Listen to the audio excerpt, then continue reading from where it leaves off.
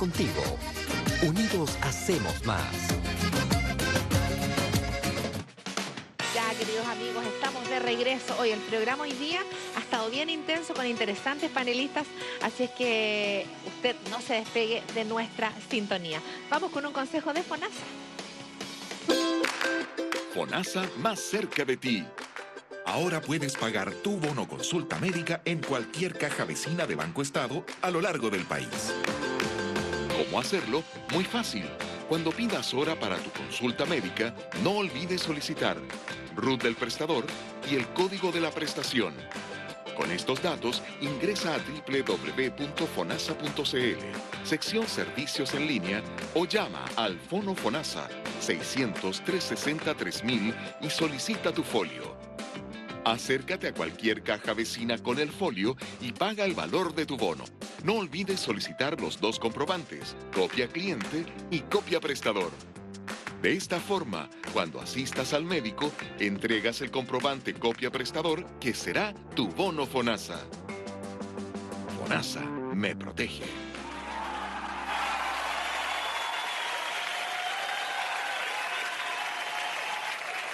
Muy bien, muchas gracias entonces a FONASA. Y quiero hablarles de Humberto Alta Peluquería. Profesionales de la belleza, del corte y del color, masajes, peinados y barbería. Humberto Alta Peluquería, a la vanguardia del hombre y de la mujer de hoy. Están ubicados en calle Manuel Oyarzún, esquina Orella. Puede llamar y pedir una hora de atención al 552-2289-38. Un saludo afectuoso para todos los profesionales de Humberto Alta Peluquería. Y también queremos saludar a Dideco, que acaba de estar junto a nosotros entregándonos toda aquella información valiosa, de OMIL, de subsidios, de registro social de hogares, beneficios, programas, actividades deportivas, culturales, artísticas. Todo esto lo genera Dideco. Así es que muchísimas gracias por mejorar la calidad de vida de nuestra comuna. Y también muchas gracias a la Corporación Municipal de Desarrollo Social, que fortalece día a día la salud y la educación también de nuestra comuna. Así es que bueno, gracias a ambos de la ilustre Municipalidad de Antofagasta.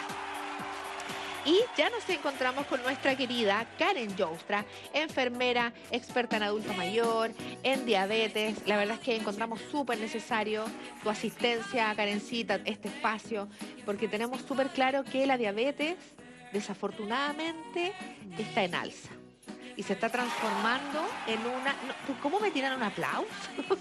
No, tienen que tirar... Era para mí. Era para la Karen, ya de nuevo, ya, ahora sí. No, claro, la diabetes desafortunadamente está avanzando en nuestro país, se está transformando en una... ¿Epidemia puede ser o pandemia? Una pandemia que va abarcando ahí todas las poblaciones. Sí, está bien complejo aquello. Entonces, dentro de ese contexto, Karen, el pie diabético es un tema muy complejo de tratar, es un tema que suele preocupar mucho a las personas diabéticas.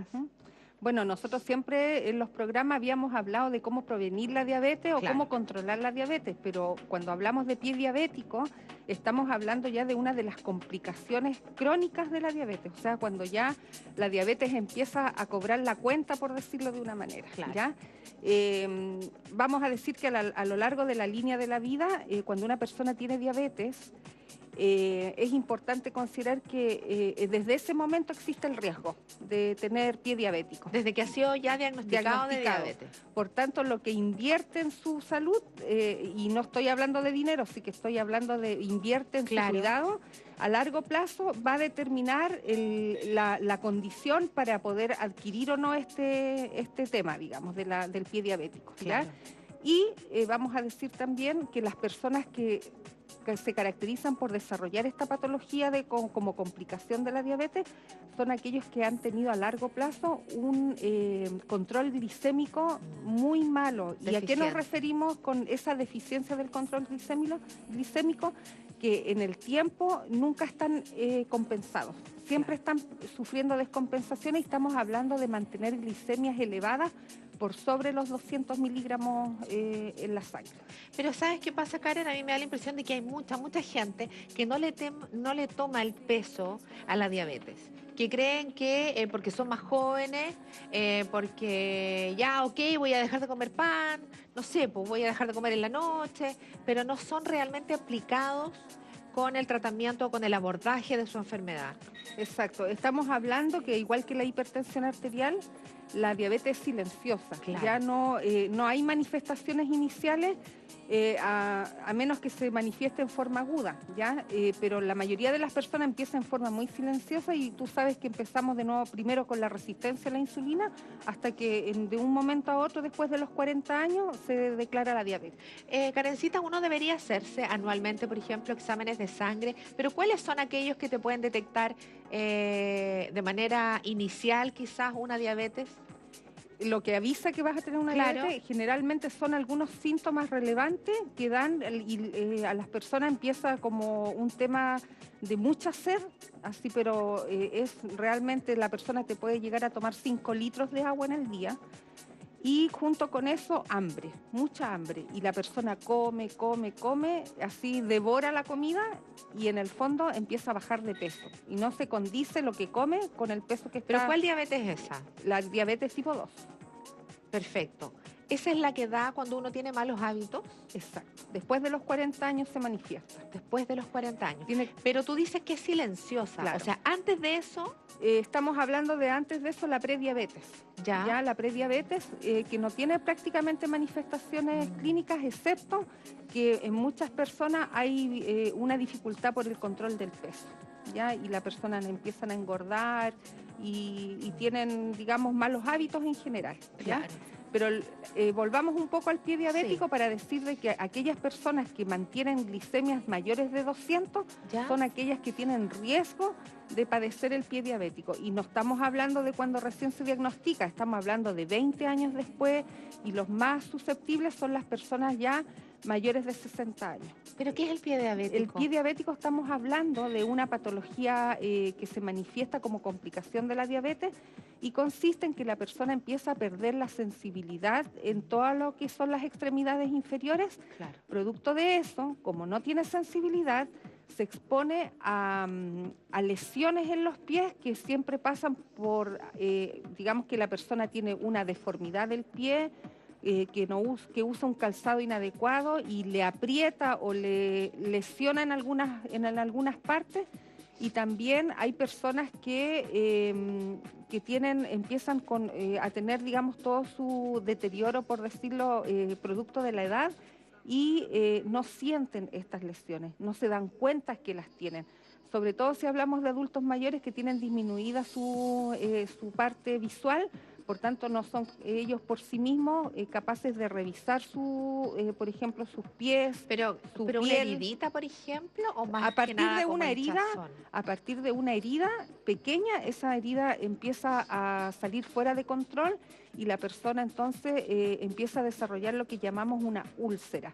Úlcera del pie diabético significa que hay una lesión, compromiso de la piel en todos sus estratos y muchas veces esta lesión se infecta. Entonces, si no se hace, o sea, si se toma esa persona y se le realiza una evaluación médica y un manejo de ese pie diabético, puede salir adelante y recuperarse, pero si no, eso puede evolucionar negativamente y llegar hasta incluso la amputación. Perder la extremidad. Ujú. Por ejemplo, Karencita, también pasa a veces que las personas no son cuidadosas en el corte de la uña, de la uñita.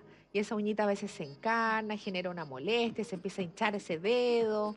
Y también esto es un motivo por el cual hay que tener mucho cuidado. Justamente la persona por el solo hecho de ser diabética tiene que considerar que el cuidado de sus pies es algo muy delicado y la parte del corte de uñas en especial, hacer énfasis en que si uno lo hace solo, independiente que sea diabético o no, siempre tienen que ser rectas, ¿ya? Rectas el corte. En las manos uno se hace Claro, digamos más redondita, pero en los pies tienen que ser rectas. Entiendo. Y aquellas personas que por sí solas no pueden hacer el corte de uña, tienen que siempre buscar un podólogo, que es el profesional que le corresponde hacer esto para, obviamente, prevenir este tipo de lesiones. Perfecto. Ya ahora en el sistema nuestro de salud existe en algunos centros de atención, digamos como la corporación municipal, Sí, los los consultorios, CEFAM, los CEFAM. ¿cierto? Donde incluso han tenido y tienen programas donde incluyen al podólogo en el tema de Claro, de la importante. diabetes. Exacto. La otra cosa que te iba a consultar, Karen, ¿en cuánto tiempo puede llegar a complicarse una herida? Es muy rápido. De hecho, una persona a partir de que tiene la lesión, y estamos hablando de una persona que no está compensada, ya así entre comillas, es una persona que está mal controlada de su diabetes, en prácticamente un par de días esa lesión se puede ulcerar y aparte de ulcerarse ya y evolucionar hacia la infección. Cuando hay infección hay varias etapas y si no son tratadas podemos llegar hasta incluso la infección del hueso, que eso se llama osteomelitis y ya requiere la amputación. Y tú dices que eso no duele, que la persona no se da la cuenta. persona, estamos hablando del desarrollo también de otra complicación que se llama neuropatía diabética. Ah, sí. Y ahí está disminuida toda la sensibilidad de la persona y nosotros, digamos, encontramos que estas personas no tienen dolor y no sienten dolor. Ahora, una persona que tiene controlada su diabetes, ¿igual puede sufrir de pie diabético? Si una persona tiene, hay dos parámetros. Yo recién dije la glicemia tiene que estar por debajo de los 200 miligramos en sangre, en ayuna obviamente. Ya si una persona se mantiene con 200, siempre que se hace control de glicemia, quiere decir que está descompensada y eso tiene que tener una corrección que lo hace el médico. ¿ya? Perfecto. Pero una persona que está dentro de... y el otro parámetro es que nosotros llamamos control glicémico también al valor que se le da a un examen que se llama hemoglobina glicosilada, que todos los diabéticos, así como se saben el RUT, Claro. se tienen que saber, ¿y cuál es su hemoglobina glicosilada? Y te tienen que decir, la mía es 6, es 7, 9. ¿Qué es lo normal? Lo normal es, en un paciente diabético, hasta el 7. Si 7. está sobre 7, quiere decir que está descompensado y requiere una corrección por parte del médico, que es a quien le corresponde hacer ese tratamiento. Entonces, una persona que se mantiene dentro de ese estándar, con una hemoglobina bajo 7 y con sus glicemias normales, la probabilidad de que desarrolle la neuropatía diabética o el pie diabético va a ser muy inferior al otro paciente. Entiendo, perfecto. Ahora, una persona obesa, su sobrepeso, su obesidad, ¿afecta o es un factor de riesgo frente al pie diabético? Vamos a decir que, a ver, estos pacientes que están con obesidad, ¿cierto? Con sobrepeso también, si además, o sea, si nosotros tenemos una persona que tiene control glicémico inadecuado, claro, que es lo que estábamos hablando sí, recién, y a eso se suma la obesidad, o sea, estamos frente a una bomba de tiempo que puede estallar por cualquier complicación. A lo mejor no necesariamente el pie diabético, pero sí puede aparecer insuficiencia renal, ceguera. Hay una gama de complicaciones que o las puede tener todas. Y eso ahí se saca el loto, por decirlo de una manera. ¿ya? Karen, ¿por qué el pie? ¿Por qué se afectan los pies? Por esa neuropatía que te decía y porque hay un tema de déficit de la circulación a nivel de las extremidades, producto de este mismo deterioro que se va produciendo por la diabetes.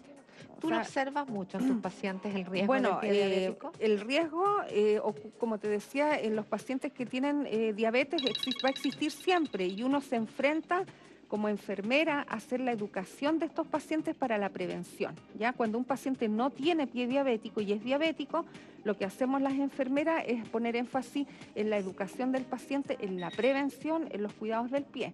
Pero hay otro tipo de pacientes que ya presenta estas lesiones y estas úlceras y son derivadas por un médico vascular generalmente. Las enfermeras nos encargamos de hacer el tratamiento avanzado de heridas, que es el manejo de esta úlcera. Pero no es que la enfermera lo maneje solo, sino que es un equipo multidisciplinario el que va a ser encargado de direccionar el tratamiento del paciente para que con todas las intervenciones que se hagan, él se pueda mejorar. Yo imagino que también ahí cumple un rol fundamental la familia, ¿no? De esta persona, porque también ahí lo más probable es que esa persona no se pueda cortar sola las uñas del pie, por ejemplo. Sí, cuando tú mencionas ese comentario, lo primero que se me viene a la mente es el adulto mayor. Claro. Y recién tú dijiste que, digamos, todo lo que el manejo que yo tenía del adulto mayor y de la diabetes, y ahí es como que se confluyen ambas cosas. Un adulto mayor que tiene diabetes en realidad es un adulto mayor dependiente. Exactamente. Por tanto, son sus familiares que le tienen que servir de red de apoyo. Exacto. Para que este paciente pueda hacer como el control de niños sanos, siempre digo yo, ¿ya? Claro. Revisado de pies a cabeza regularmente para detectar algún problema. No solo la posibilidad de tener una lesión en el pie, sino que en forma integral ver a esa persona y estarle haciendo seguimiento en realidad toda la vida.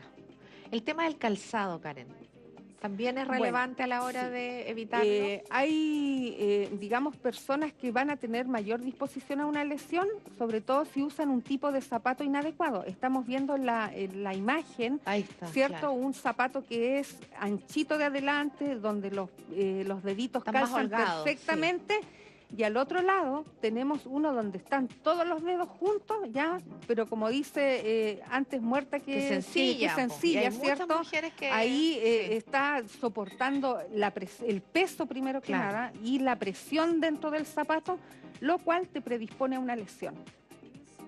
Perfecto.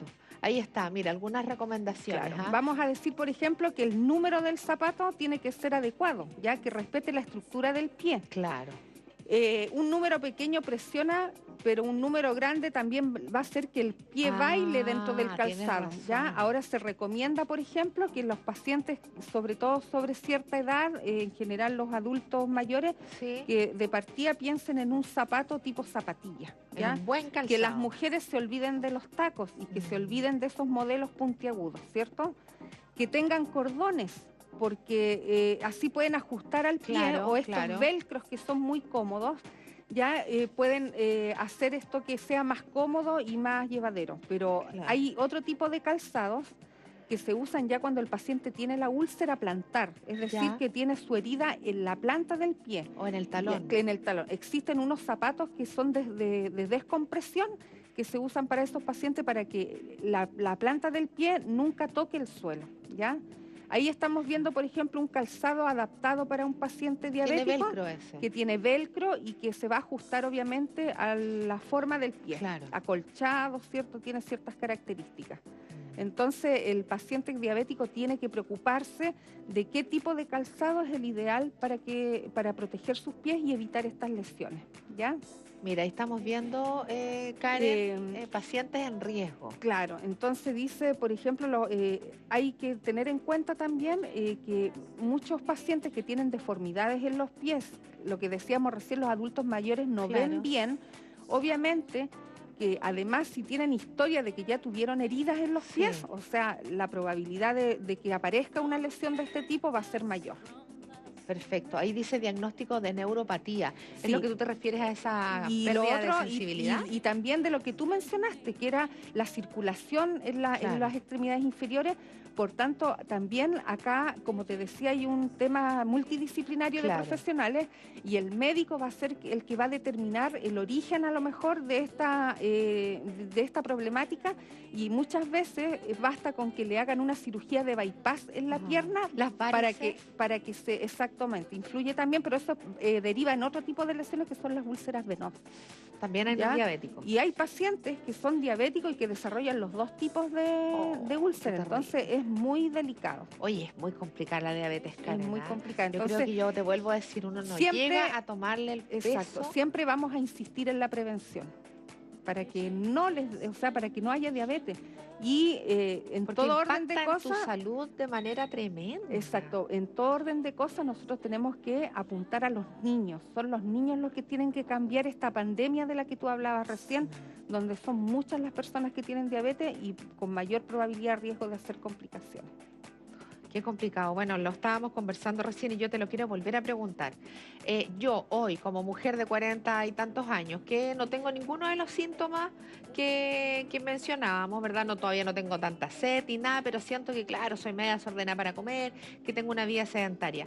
¿Qué examen me tengo que hacer para yo saber si tengo antecedentes de diabetes? Lo he mencionado en más de una oportunidad y lo que tienes más a mano es tu control preventivo de salud en tu sistema de previsión, ya sea FONASA o ISAPRE. Todos tenemos derecho una vez al año a hacernos yo todos no me lo los he hecho, fíjate, me lo voy a hacer. Todos los exámenes gratis, no te van a cobrar nada. Uno va al lugar, a FONASA o a la ISAPRE, y le dice, necesito mis órdenes para hacerme el examen preventivo. Y no te cobran un peso, ahí ya tienes hecha la mitad del camino. Claro. ¿Ya? Y la segunda es que si yo en algún momento dudara y pensara que podía tener diabetes, yo voy a un laboratorio, no necesito llevar un bono, orden médica, nada, ¿verdad? Y le pido que me practiquen una glicemia en ayunas. Y obviamente que a partir de ese resultado me va a salir una referencia en el examen, y ahí cualquiera se da cuenta que está alterado o no y decide ir al médico ya para un tratamiento. Mira, y es bien sencillo entonces. Es muy fácil. Es muy fácil. Solo que, y bueno, y si queremos ir más atrás en esta qué hacer, vamos a pensar en cómo ordeno mis comidas, cómo como saludable, cómo le enseño a mis hijos a comer, a tener actividad física permanentemente. Claro que sí. Esas son digamos, las medidas preventivas para la diabetes y para todas estas complicaciones terribles que estamos hablando. El antecedente genético, por ejemplo, si mi papá es diabético, o fue diabético, o en fin, no sé, mi hermana, mi tía abuela, mi abuela. Te puedo contar un dato así como estadístico que dice que si una persona tiene a su padre o su madre diabético en la familia, la probabilidad de que haya diabetes en los hijos va a ser en el 50% de los hijos. Es decir, que si son 4 hermanos, somos 2. La probabilidad de que uno sea diabético va a ser del 50%. O yo o mi hermana. Exacto. Entonces empiecen a conversar ambas y se ponen de acuerdo para ver cómo o tú o yo, claro. Pero esa es como una estadística que siempre se cumple. Oye, a mí me gusta cuando uno aterriza así los temas, Karen, porque uno lo habla, ¿verdad? Y uno escucha, pero cuando lo aterriza así a las estadísticas, a las cifras, es tremendo. No, yo creo que este tema es tan interesante que uno cuando se vuelca hacia sí mismo encuentra que lo más probable es que algo de este tema haya o herencia o predisposición por los malos hábitos o vida sedentaria, entonces siempre va a haber una disposición, ¿ya? Y yo te puedo asegurar que mucha gente que tiene diabetes se lamenta por no haber actuado antes. Exacto, ¿ya? Sí. Pero nuestros niños nos tienen que salvar. Sí. A ellos hay que enseñarles y nosotros predicarles con el ejemplo, por supuesto. ¿Y cómo ves tú eso? ¿Está mala? Yo veo, siempre me fijo en los niños y ellos tienen conductas saludables y a veces desafían a sus padres incluso respecto de ciertas cosas. Entonces eso salva la situación y no es tan como mirarlo tan mal. Tenemos que mirar lo positivo. También tenemos algo positivo que mencionar, es que hoy día en nuestro sistema de políticas de salud en Chile consideran la diabetes como una patología GES. Por tanto, cualquier chileno tiene acceso a tratarse la diabetes y además las complicaciones. Entonces, o sea, si tenemos todo, hagamos algo, ¿ya? Para prevenir o para tratar. Karen Joustra, súper ilustrativo, constructivo, tremendo aporte este espacio. Ojalá que todos hayamos quedado con el bichito ahí, nos vayamos a hacer el examen si tenemos algún antecedente genético, si somos desordenados en las comidas, no cuesta nada. Te agradezco mucho tu participación, Karen, y nosotros ya nos estamos despidiendo. Día jueves, ya mañana, último día, chiquillos, nadie se enoja, así que va a mandar más relajado mañana. Los espero a las 15 horas en vivo y en directo por las pantallas de Antofagasta Televisión. Los quiero muchísimo. Buenas tardes. Hacia tu alrededor, siente el latido de tu corazón. Oh, oh. Cuento contigo. Unidos hacemos más.